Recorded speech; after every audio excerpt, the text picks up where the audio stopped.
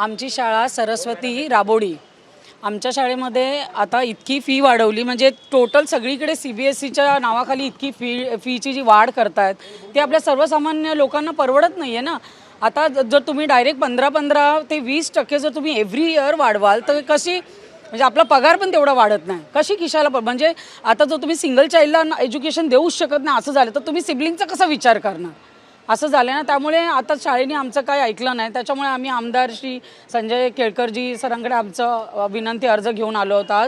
त्यामुळे आम्हाला थोडीशी फी माफीमध्ये थोडंसं हे होईल, त्यांचा सपोर्ट होईल. जे आता मी फक्त पहिलीचं सांगते, कारण माझं स्वतःची मुलगी आहे ना, ती पहिलीमध्ये. तर लास्ट इयर पहिलीची 47,000 होती, आता यावर्षी 65,000 आहे.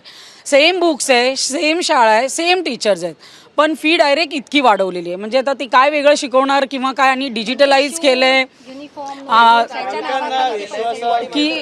की आम्ही डिजिटल लायब्ररी केलेली आहे, डिजिटल बोर्ड लावले आहेत, आम्ही एक लिफ्ट लावणार आहे हँडिकॅपसाठी वगैरे. पण आता हे काय आम्ही पॅरेंट्स प्रपोजल घेऊन नाही गेलेलो आहे.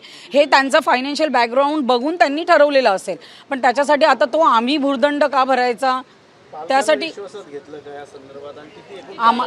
आम्हाला आधी कोणाला सांगितलंच नाहीये. ते म्हणतात की त्यांनी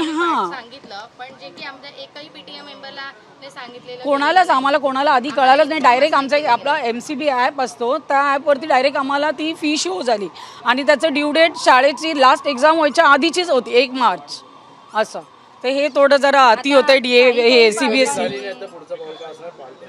आता काय करणार दुसरं पाऊल आम्ही. आता केळकर साहेबांशी एकदा मीटिंग होईल, त्याच्यानंतरच सगळं ठरेल ना.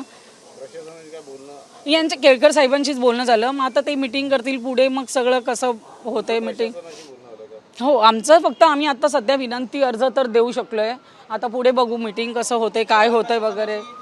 आजच मीटिंग होती, हेच की हे सगळं मॅनेजमेंटनी ठरवलेलं वगैरे. तर यात काय कमी, फक्त सवलत देणार, मुदत वाढ देणार की तुम्ही एवढ्या ह्याच्यात तुम्ही फी भरू शकता आणि मग तुम्हाला जो 500 रुपये जो लागतो चार्जेस लेट फी वगैरे तो लावणार नाही. शाळेने इतकं आम्हाला हे दिलं, पण मग बाकी कमी होणार नाही हे त्यांनी सांगितलं सरळ.